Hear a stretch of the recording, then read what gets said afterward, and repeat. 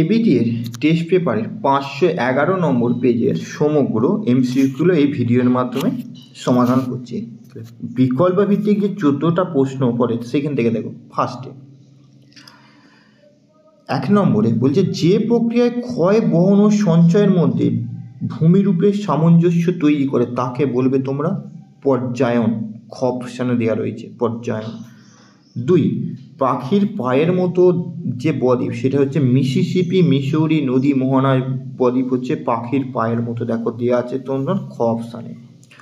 প্রস্তরময় মরুভূমিকে বলা হয় হামাদা, যেটা সাহারা মরুভূমিটা হামাদা নামে পরিচিত।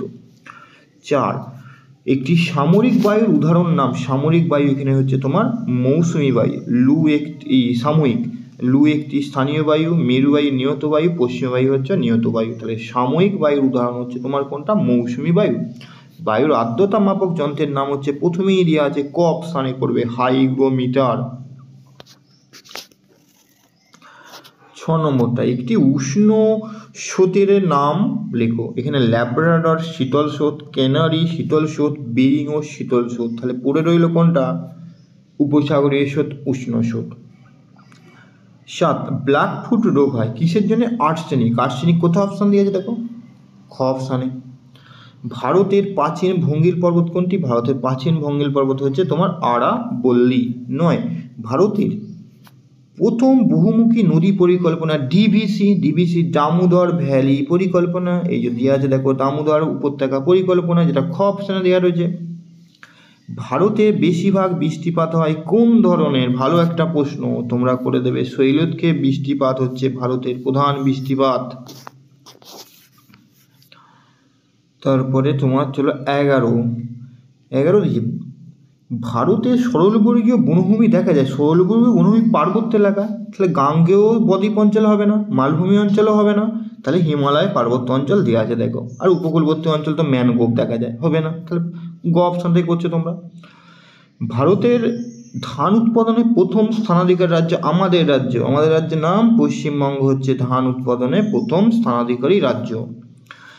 ভারতের সিলিকন ভ্যালি বলা হয় যে শহরকে অনেক সেটে পেয়েছি, বেঙ্গালুরুকে করে দেবে। আর ইসরোর সদর দপ্তর অনেক সেটে পেয়েছে, সেটা বেঙ্গালুরুতেই অবস্থিত। ইসরোর সদর দপ্তরের প্রধান কার্যালয় হচ্ছে বেঙ্গালুরুতে অবস্থিত। এবার শুদ্ধ অশুদ্ধ নির্ণয় করো। জলপ্রপাতের পাদদেশে মন্থকূপ হয়, প্রথমেরটাই তোমার অ। এই মন্থকূপটা কেটে দিয়ে যদি প্রপাতকূপ থাকতো তাহলে তোমরা করতে শুদ্ধ। ভারতের দীর্ঘতম হিমবাহ সিয়াচেন, এটা তোমার সু। বায়ুমণ্ডলে গ্যাসীয় উপাদানের মধ্যে অক্সিজেনের পরিমাণ সর্বাধিক, এইটা অ। নাইট্রোজেনের পরিমাণ সর্বাধিক, অক্সিজেনের জায়গায় কেটে নাইট্রোজেন থাকলে তোমরা শুদ্ধ করতে। ভূমধ্যসাগরীয় জলবায়ুতে শীতকাল আর্দ্র হয়, হ্যাঁ এটা তোমার সু। ভূমধ্যসাগরীয় জলবায়ু অঞ্চলে শীতকালে বৃষ্টিপাত হয়, শীতকাল আর্দ্র। আমাদের মৌসুমী জলবায়ুর ঠিক বিপরীত।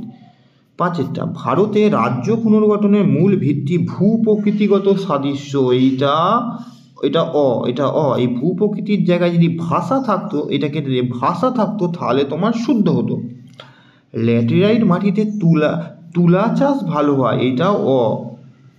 ওই যে ল্যাটেরাইটের পরিবর্তে যদি কৃষ্ণ মৃত্তিকা থাকতো, কৃষ্ণ মৃত্তিকাতে তুলা চাষ ভালো হয়। ভূবৈচিত্র্য মানচিত্র আঁকা হয় জরিপের মাধ্যমে, এইটা তোমার করবে সু। এবার আসো শূন্যস্থান পূরণ করো। শূন্যস্থান পূরণ, পার্বত্য প্রভাবে নদীর কাজ কি কাজ করে? নদী পার্বত্য প্রভাবে করে ক্ষয়। ঘূর্ণপাতের কেন্দ্রে ড্যাশ নামে হচ্ছে I of the cyclone, I of the cyclone, CYCLONE, যাকে বাংলায় বলা হয় ঘূর্ণবাতের চক্ষু। ড্যাশ স্রোতের প্রভাবে শীতকালে জাপানের উপকূল উষ্ণ থাকে, একে লিখে দেবে উষ্ণ কুরোশীয় স্রোত। উষ্ণ কয়সই রয়ে ওকা তালবস্যয় হস্যই অন্তুস্তয় ওকা, উষ্ণ কুরোশীয় স্রোত। ইলেকট্রনিক বর্জ্যকে সংক্ষেপে কি বলে? ই বর্জ্য বলে, ই বর্জ্য লিখে দেবে। চলমান থর মরুভূমির চলমান বালিয়াড়ির নাম হচ্ছে ধিয়ান।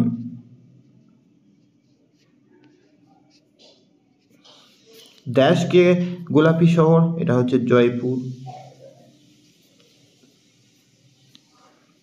ভারতের প্রথম পাতাল রেল চালু হয় কোন শহরে? তোমরা করে দেবে কলকাতা শহরে, যেটা 1984 সালে প্রথম কলকাতা শহরে মেট্রো পাতাল রেল চালু হয়েছিল।